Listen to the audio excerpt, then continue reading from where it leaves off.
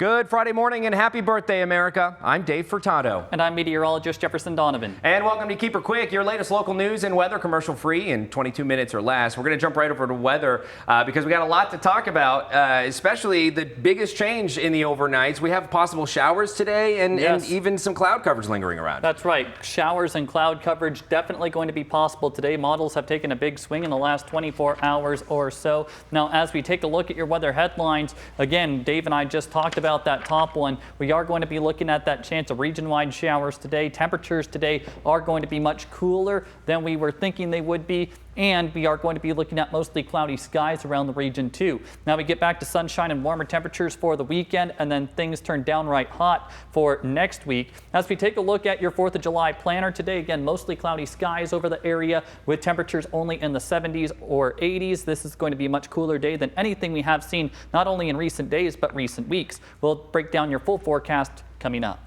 Thanks, Jefferson. We begin this morning in the Tri-Cities. Washington State troopers responded to a deadly crash in Pasco late yesterday afternoon. It happened at the Lewis Street off-ramp from Highway 395. A truck and a car were involved, which forced the closure of the Lewis Street off-ramp. Despite rescue crews responding quickly, a 22-year-old woman died from her injuries. 2 others were injured, one of them being taken to Catholic Regional Medical Center. Troopers say the crash happened because of improper lane usage. No drugs or alcohol were involved.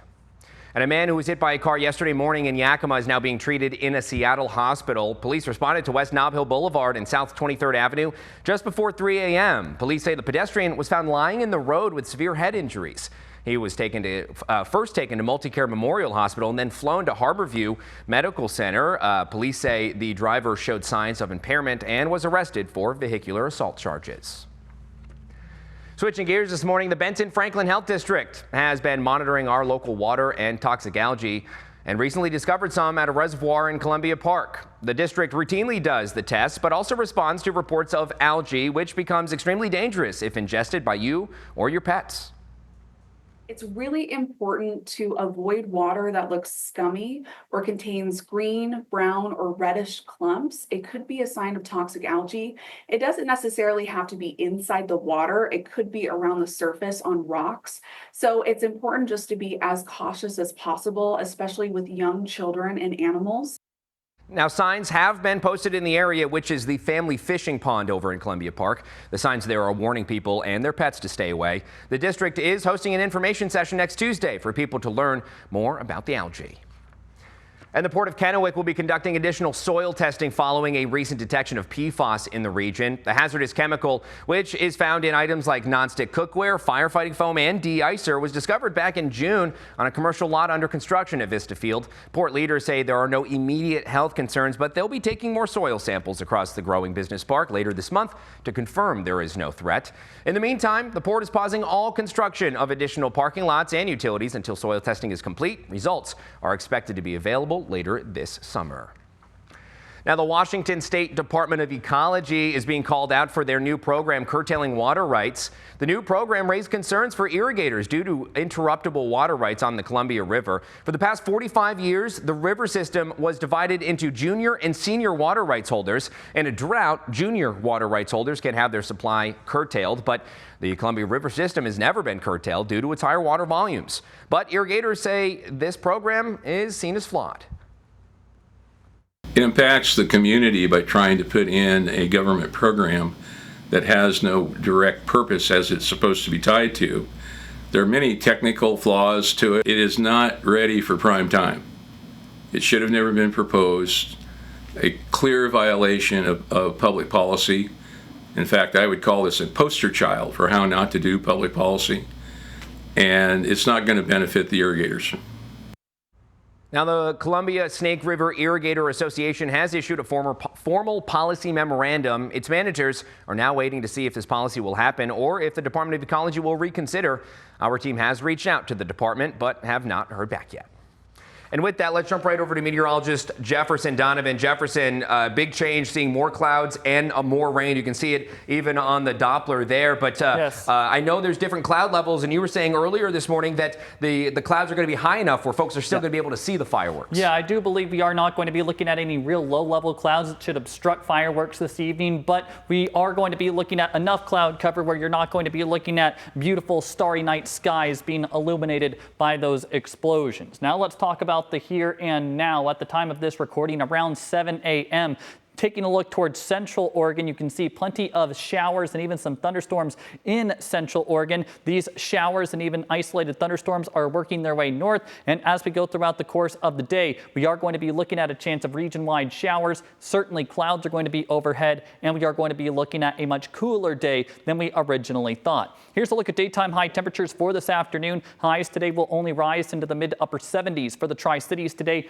upper 70s to low 80s today for the Yakima Valley, upper 70s to low 80s this afternoon in the Kittitas Valley, with low to mid 70s for the Blue Mountain foothills, again with those clouds overhead, and we are going to have a chance of showers. A piece of good news today is that wind is going to be relatively light for much of the viewing area, although we could see gusts up to 35 miles per hour in the Kittitas Valley. Now let's take a look at the Storm Tracker Futurecast as we stop this around 2 or 3 o'clock this afternoon. You can see there is going to be that chance of showers working into the inland northwest. Best opportunity for showers will be in the Columbia Basin as well as the Blue Mountain foothills, but I'm not ruling out a few isolated showers for the Yakima and Kittitas valleys. As we get to around your fireworks time at around 10 or 11 o'clock this evening, I believe the Futurecast is going a bit too bullish, holding on to lingering showers, but still a few raindrops here and there in our viewing area are not going to be out of the question. As we get towards Saturday, all precipitation is gone, and we will be looking at sunshine. So let's talk about your fireworks forecast.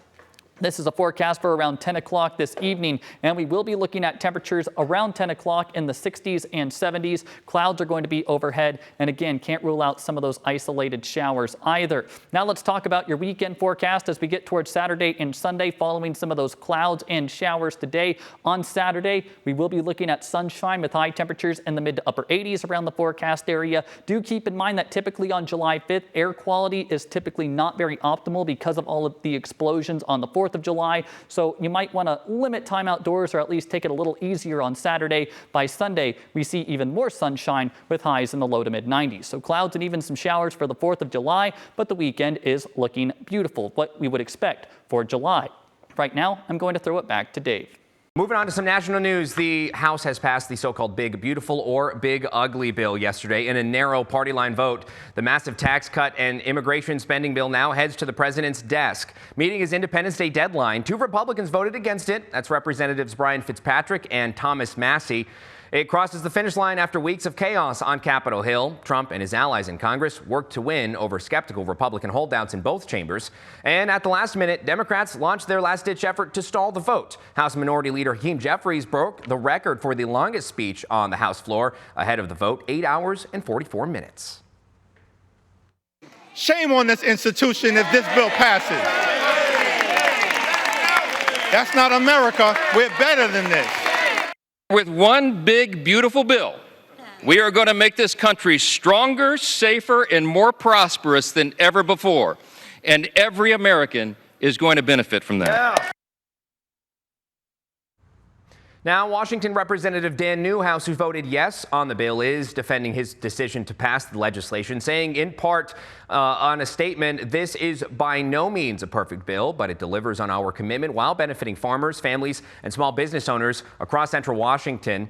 I was able to secure continued investment in our current and future nuclear energy fleet, which is vital to the Tri-Cities and the surrounding region.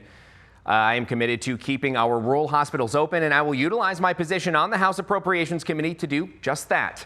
This was a hard, thoroughly considered vote that I believe will benefit the people of my district. Now, these comments come less than a week after the longtime 4th District Congressman said he believed the Senate's proposal to reduce the Medicaid provider tax to 3.5% would hurt rural hospitals, and he would not support that threshold. But no formal changes were made to the Senate's version of the bill. Meanwhile, Washington Governor Bob Ferguson is slamming the passage of the GOP mega bill, saying in part on a statement, quote, "It is impossible to overstate just how devastating this legislation will be for Washingtonians. This morally bankrupt decision will cause most of our vulnerable Washingtonians to lose their health care coverage and likely force hospital closures across the state." Now, the governor goes on to claim that the legislation will have the biggest impacts on the state's clean energy investments as well as on Washingtonians who rely on Medicaid and SNAP benefits. Congressman Newhouse has acknowledged some 40% of his district rely on Medicaid. Nearly 2 million Washingtonians are utilizing that benefit across the state. Switching gears, Yakima City leaders are trying to raise more funds for the city by putting a $6 million levy on the November ballot. Originally, city council members discussed a $10 million levy, but after months of planning and a nearly 3-hour discussion at this week's meeting, they voted 4-3 to put a $6 million levy before voters. If it passes later this year, property owners would have to pay 50 cents for every $1,000 of assessed property value. So again, we have to ask ourselves, and there's arguments on both sides. What are the voters willing to do? We won't know until we ask them, and because they're going to make the final decision. What do we ask them? That's what we're trying to come up with right now. Mayor Byers and council members DCO Glenn and Herrera voted for the proposal. There will be more discussion at the July 15th meeting. For those needing to fill up their tank before getting out the door this holiday weekend, what can you expect at the pump? Well, for Yakimites, gas prices have gone up since last year, costing locals 13 cents more than they do today. The price now sitting at $4.12 a gallon, about 3 cents less than it was a week ago. For folks living in the Tri-Cities, it's costing slightly more now than it did a year ago. Today's price, $4.21 a gallon, 5 cents more than last year, however, 1 cent less than last week. As for Walla Walla residents, they are still paying the highest prices locally. It now costs about $4.38. It's down 1 cent from last week, down 11 cents in the last year. Washingtonians are paying the third highest gas prices in the country still, only behind California and Hawaii, paying on average $4.41 a gallon. And on to some education news this morning. Heritage University has a new president. KIMA's John Franklin introduces us to Dr. Chris Gilmer, who tells us what his plans are for the school. Actually, a friend told me about this position. It called me up and said, I read about a school called Heritage University. They're looking for a president. If I had written a job description for you, this would be the one that I would write. So you need to take a look at it. And when I read it, I felt the same way. Dr. Gilmer feels like his life is similar to many of the students at Heritage University, and that's part of what drew him to Toppenish. It's because I know what it is to grow up rural. I know what it is to grow up poor. I know what it is to have big dreams in a small town. While he has no immediate plans to make any sweeping changes to the university, Dr. Gilmer wants to make sure his students get all the resources they need to succeed. I want us to be able to raise funds, not only in the state of Washington, but raise funds and raise awareness of Heritage University on a national level to try to bring all the resources into this small rural community. Previous to being the president at Heritage, Gilmer was the president at West Virginia University Potomac State College and West Virginia University at Parkersburg. You know, I always say the president, and this will be my third time, is the storyteller in chief for any institution, and the head cheerleader. Those are two roles that the president ought to always fill. So I'll be going out far and wide and at the local grocery store and post office to spread the word of Heritage University. Dr. Gilmer told me that he grew up in a town much like Toppenish, but instead of in Washington, it was in rural Mississippi. And he hopes that his heritage can help inspire other students to climb the ladder much like he did. Reporting in Heritage University for Action News, I'm John Franklin. KIMA's John Franklin, thank you. And you can watch the full nearly 20-minute conversation with Dr. Gilmer over on the KIMA YouTube channel. That's youtube.com/KIMA Action News. And leaders from College Place Public Schools are seeing a significant change in their students' performance after making therapists available to them. The district has employed full-time mental health professionals, removing financial and transportation barriers with free services. District leaders say this has helped improve attendance and academic performance. They say they recognize the importance of mental health after COVID. if we can work on all the contributors of success, we can teach kids how coping skills for relationships. We can teach them skills for working with their mental health, how to be physically well and take care of themselves physically, take their medication if that's the thing, and put all those things together and put them in our classrooms. We believe that they will be more successful than they would have been. Now, the school will also be working with local universities to bring in mental health interns for training. And if you're looking for something to do this Independence Day weekend, we've got you covered. And you may want to take notes because this weekend is poppin'. The Columbia Mammoth Dig Site is holding a tour today starting at 8 this morning going until noon. Folks can join in on the Ice Age paleontological excavation for mammoths where they can learn about the history, discovery, and findings at the site. There is also a tour of the laboratory activities and participants can join in on the wet screening operations. Each tour lasts about 2 hours, costing about $10 per person. This weekend is also the 90th annual Toppenish Rodeo. The two-day event starts today and goes until tomorrow. It features PRCA rodeo action, live music, mutton busting, a pancake breakfast, a community parade, and a fireworks show tonight. Tickets cost between $13 and $18 depending on the age. Children 5 years and under are get in for free. For the full schedule of events, you can head over to the Toppenish Rodeo website. And a Sip, Socialize, and Step Forward event is happening tomorrow in Walla Walla with the goal of helping locals learn how to get involved in their community and elected politics. The event starts at 3 p.m. and goes until 5. It's free, but you must be 21 or older to attend. Other events happening locally, a free swim opportunity today at the Sunnyside Pool. There are 2 free sessions, one from 1 p.m. to 2:45 and again from 3:15 to 5 p.m. The pool is located at Central Park. That's 559 4th Street. The Yakima Valley Community Band will continue their concert series with an evening of patriotic music to celebrate Independence Day. The latest concert on the lawn is tonight at 7. You can bring a chair and relax while enjoying a wide range of music for free. All ages are welcome. Englewood Christian Church is the venue for all of the remaining concerts in the series that runs to July 16th. Details can be found up on the KIMA Facebook page. Also on the Facebook page in Ellensburg, the Valley Theater Company is presenting The Sound of Music at the Morgan Performing Arts Center. There are 7 more performances going until July 12th. And for the 4th of July performance at 2 p.m., theater goers can pay what you can afford to see the show. Otherwise, adult tickets are $20. Students and seniors are $18 in advance. Ticket prices, though, are $5 higher at the door. All show times and dates are on our Facebook page. Starting on Saturday is the Zilla 3-on-3 basketball tournament. 2 days of games for all ages and skill levels. There will be food vendors, a dunk tank, misting tents, and a car show and shine. You can register to take part at zillasports.org. And sticking in Zilla, a weekend bash will go all weekend at Stewart Park. There will be live entertainment from 6 to 9 tonight with beer and wine, food trucks, and family fun. Then at Cemetery Park, there is a fireworks display for Zilla residents only. First come, first served platforms open at 7 p.m. And in Yakima, the State Fair Park 4th of July Community Celebration has a carnival that runs through Saturday. What they claim is the largest fireworks display in Central Washington will be at 10 o'clock tonight. There is a free kids zone, many food vendors, a beer garden, and a host of live entertainment with the national anthem performed by Genevieve. It's free admission and also free parking. And the City of Union Gap is providing free transport to the State Fair Park for the whole weekend. You can ride free to join in all the festivities. The pickup locations are the Union Gap Fire Department parking lot and the Valley Mall. All of those details can be found on the KIMA Facebook page as well. In Sunnyside, the July 4th celebration will be at Clemson Stadium on 16th Avenue. Gates open at 6 p.m. There will be live music, free family games, watermelon and hot dog eating challenges, and food and merchandise vendors. Fireworks will be at dusk. From 6 to 10 tonight, the Downtown Association of Sela is hosting the city's 4th of July celebration in Carlin Park. There will be live music, food vendors, laser tag, arcade games, mini golf, and lots of prize games. Fireworks will launch at 10 p.m. The crowd favorite aphrodisiacs will be rocking the park. Entry is free.